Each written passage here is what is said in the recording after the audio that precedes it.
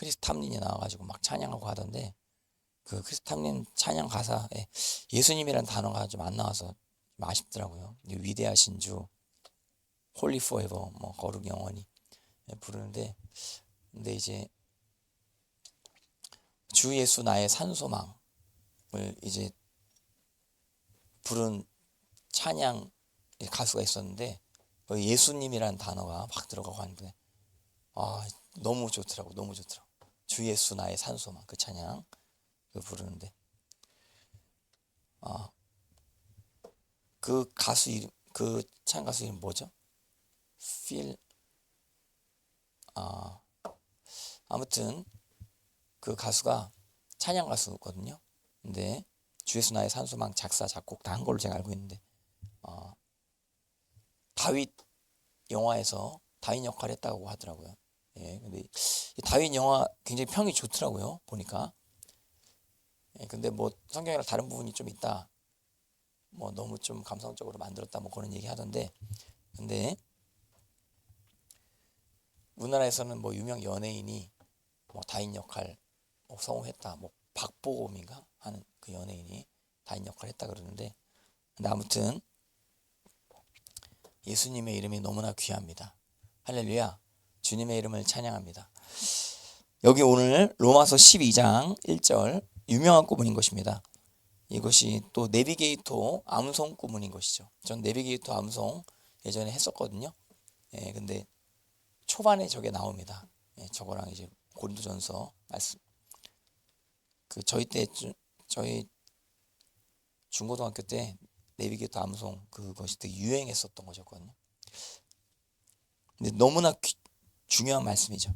근데 이제 12장 1절 2절을 보실 때 11장을 같이 보셔야 됩니다. 그러니까 그러므로라고 나와 있잖아요. 접속사가 12절 1절에 나와 있는데, 이 그러므로를 무시하면 안 됩니다. 그러면은 11장 끝이랑 연결돼서 보셔야 된다고 하는 것입니다. 11장 끝이 어떤 내용이냐면, 하나님의 자비하신가, 하나님의 뜻을 우리가 측량하지 못한다 이거예요.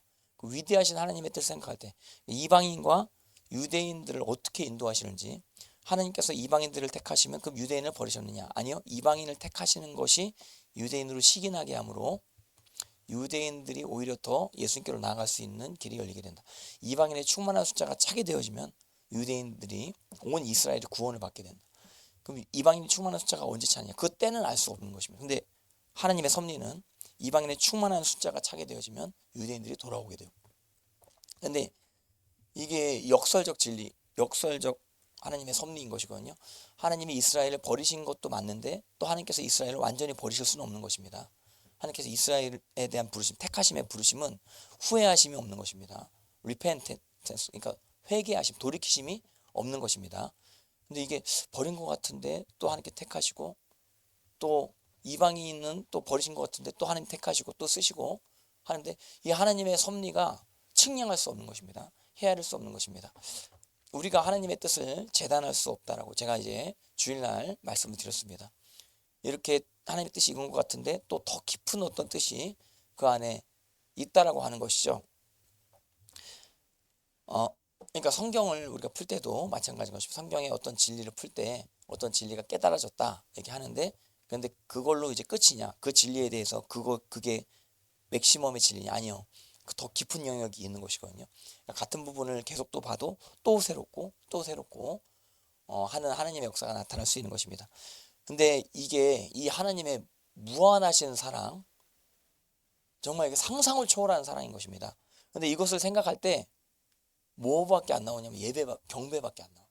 그래서 경배 구문이 나오는 거예요. 그래서 33절부터 다시 한번 11장 33절부터 같이 한번 보시겠습니다. 시작. 깊도다 하나님의 지혜와 지식의 풍성하며 그의 판단은 헤아리지 못할 것이며 그의 길은 찾지 못할 것이로다. 누가 주의 마음을 알았느냐? 누가 그의 모사가 되었느냐? 누가 주께 먼저 드려서 갚으심을 받겠느냐? 36절. 이는 만물이 주에게서 나오고 주로 말미암고 주에게로 돌아갑니다. 그에게 영광이 세세에 있을지로다. 우리 이 부분 찬양 많이 하죠. 만물이 주에게서부터 나오고 주로 말미암고, 주는 존귀하신 분, 만물 주께 나와. 주께 돌아가니 영광 받으소서. 할렐루야. 그리고 이제 주야로 기도해야 올라가니, 이제 헌신 구문이 나오는. 꼭 이게 로마서 12장이랑 비슷하네. 제가 뭘 얘기하려고 그러냐면 그러므로를 여기 접속사를 넣어야 돼요. 그래서 12장 1절에 영광이 세세에 있을지로다 아멘. 예배 구문이 그러니까 하나님이 그렇게 높임 받으실 분이시라 이거예요. 하나님이 모든 만물을 주관하시는 분이시라 이거예요. 그러니까 형제들아, 그래서 하나님의 모든 자비하심으로 너희를 권하노니, 하나님 그 무한하신 자비와 그 어미하신 주권 가운데 이제 우리는 희생하면서까지 하나님 앞에 드려야 된다 이거죠. 그래서 여기 12장 1절 다시 한번 보실래요? 시작. 그러므로 형제들아, 내가 하나님의 모든 자비하심으로 너희를 권하노니 너희 몸을 하나님이 기뻐하시는 거룩한 산 제물로 드리라. 이는 너희가 드릴 영적 예배니라. 거룩한 산 제물, 희생 제물이라고 보시면 되겠습니다. 모든 예배가 다 희생 제사라고, sacrifice라고 보시면 되겠습니다. 그래서 번제, 소제, 화목제, 속죄제, 속건제 전부 다 희생 제물이 다 들어갑니다. 근데 그 구약 시대에는 희생 제물이 양, 소, 염소, 비둘기였었던 것이었습니다. 비둘기까지 없으면 소제식으로 드리는 것. 근데 소제도 반드시 희생의 대가를 치르는 소제여야 되는 것이죠. 소제가 그냥 나오는 게 아니죠. 곡식이 그냥 나오는 게 아니죠. 엄청난 시간을, 인고의 시간을 거쳐서 그 고운 가루로 소제거리를 삼는데 고운 가루가 나오게 되기까지 엄청난 풍파를 겪는 것입니다. 그러니까 이 풍파를 겪은 곡식만 하나님 받으신다 이거예요. 그러니까 이게 제물이죠. 근데 구약 시대에는 그렇게 제물이 양, 소, 염소, 비둘기, 소제물로 정해져 있었던 것이었습니다. 근데 오늘날 지금 현대 예수님 십자가 달려 죽으시고 부활하신 다음에 성령님을 모셔드린 우리는 우리 몸이 제물입니다. 하나님께서 몸의 예배를 받으십니다. 그 요즘에 안 나가 교인들 많이 있다 그러는데 예배 기본이 안 된 거예요. 예배 시간에 몸으로 헌신하지 않으면 예배자의 기본이 안 된 거예요. 하나님께서 그런 예배를 안 받으신다니까요. 집에서 예배 드리는 예배를 집에서 인터넷 보고 예배 드리는 예배 안 받으신다니까. 근데 또 어쩔 수 없이 또 인터넷으로 예배 드릴 수밖에 없는 그런 분이 있으면 뭐 그런 예배는 어쩔 수 없는 거죠. 인터넷 켜놓고 경건하게 이제 예배를 드려야겠죠. 근데 저는 또 그렇게도 권면해 드립니다. 혹시 예배들을 처소에 못 가게 되는 상황이 되면 예배 집례를 하세요. 그러니까 뭐 성찬까지는 할 필요 없는데 이제 주기도문하고 사도신경하고 그리고 이제 찬송가 몇 장 부르고 여러분들이 또 찬양 인도를 하는 것입니다. 주 예수 나의 산소마, 예수 이름 높이세요. 찬양하고 그리고 이제 말씀 간단하게 여러분들이 묵상한 거 간단하게 나누고, 그리고 예배를 그렇게 이렇게 헌신하면서 드려야지. 내 시간을 쪼개가면서 내가 헌신하면서 이렇게 드려야지. 그렇게 안 드리면 하나님 안 받으신다 이거. 왜 그렇게 우리가 제물로 하나님께 드려야 되냐? 그럴 만한 가치가 있으신 분이 하나님이시다. 하나님은 만물의 주관자이십니다. 만물을 통치하시는 분이십니다. 만물이 주께 나왔습니다. 만물이 주께로 돌아갑니다. 모든 게 하나님의 뜻 안에 있습니다. 모든 것이 하나님의 섭리 가운데 있습니다. 이스라엘의 뜻 하나님 안에 있습니다.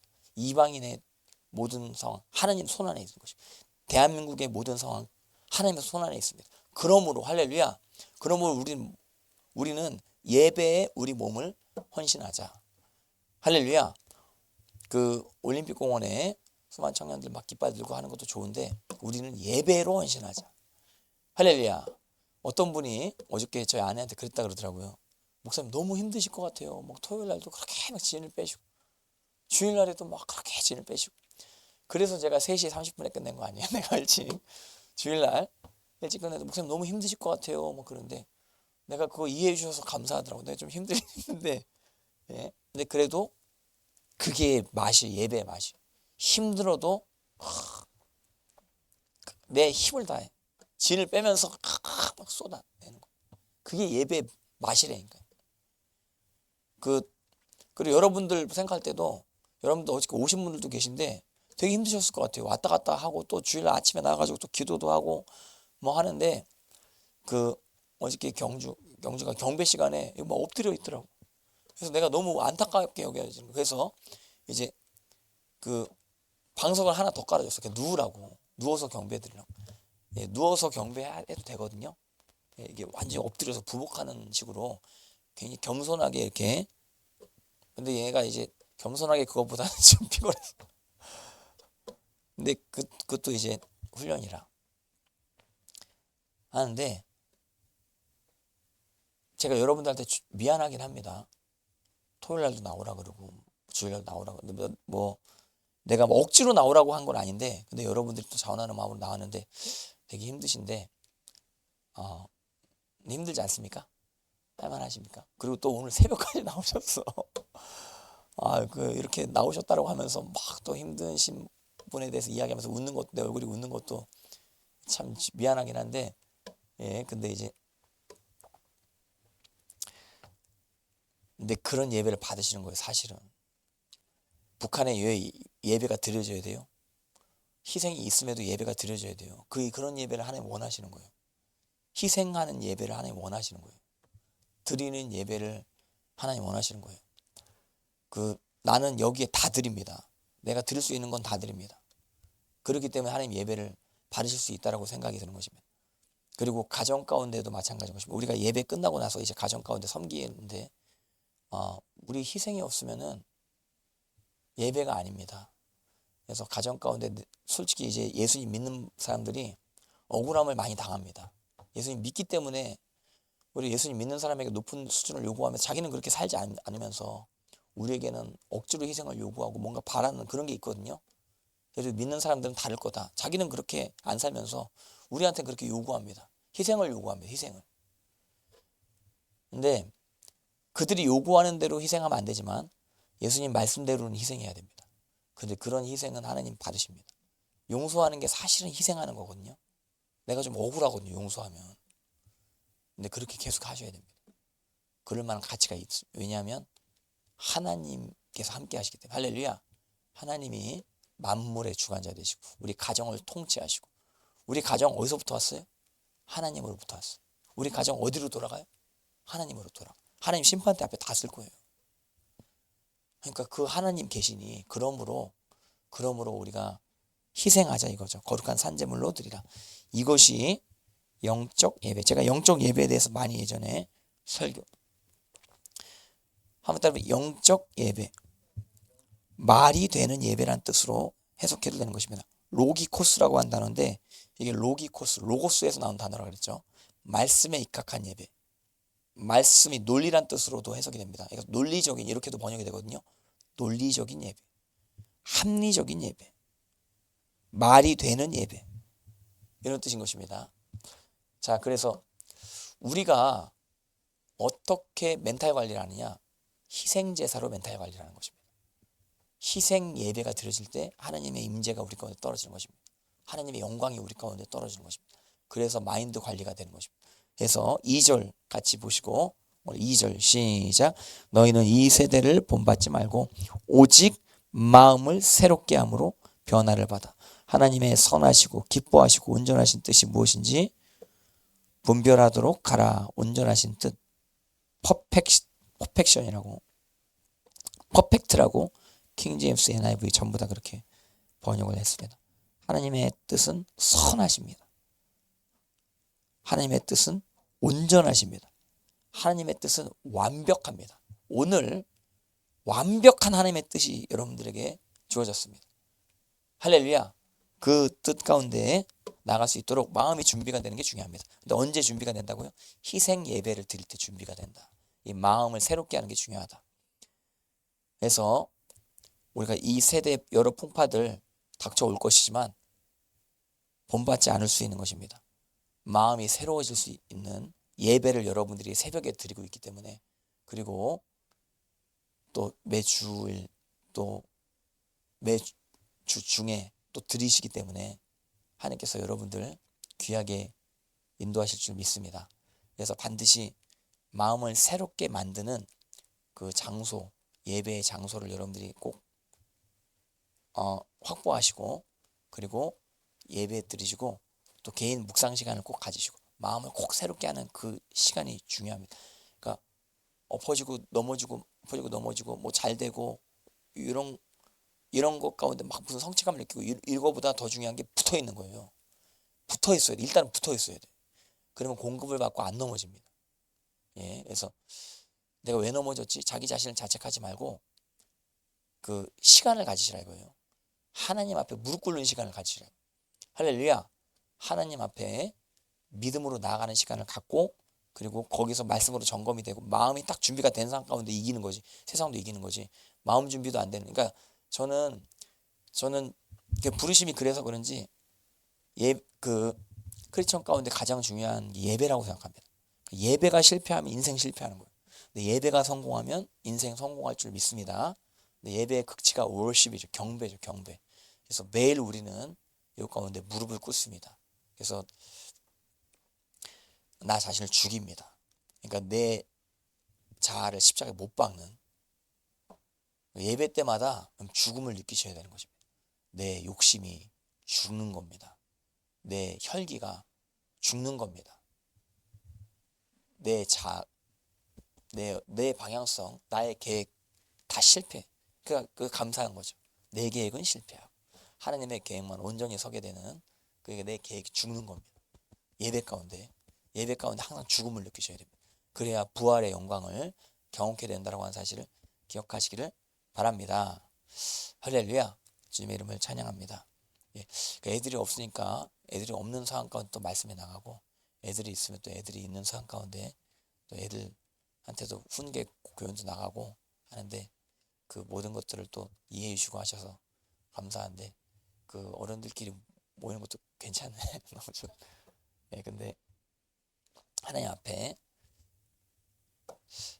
그래서 지혜롭게 생각하시는 3절 같이 보실래요? 로마서 12장 3절 시작. 내게 주신 은혜로 말미암아 너희 각 사람에게 말하노니 마땅히 생각할 그 이상의 생각을 품지 말고 오직 하나님께서 각 사람에게 나누신 믿음의 분량대로 지혜롭게 생각하라. 할렐루야. 주님의 이름을 찬양합니다. 오늘 여러분들에게 지혜가 임하게 될 줄 믿습니다. 순간순간 최선을 다하신 여러분 되시길 바랍니다. 제가 기도하겠습니다. 하나님 아버지, 우리 가운데 영적 예배 허락하심을 감사합니다. 말이 되는 예배, 말씀에 입각한 예배 드리게 하심을 감사합니다. 우리 마인드, 우리 마음이 새로워지는 오늘 하루 되어지게 하여 주시옵시고 오늘 하루도 승리할 수 있는 하루 되어지게 하심을 감사합니다.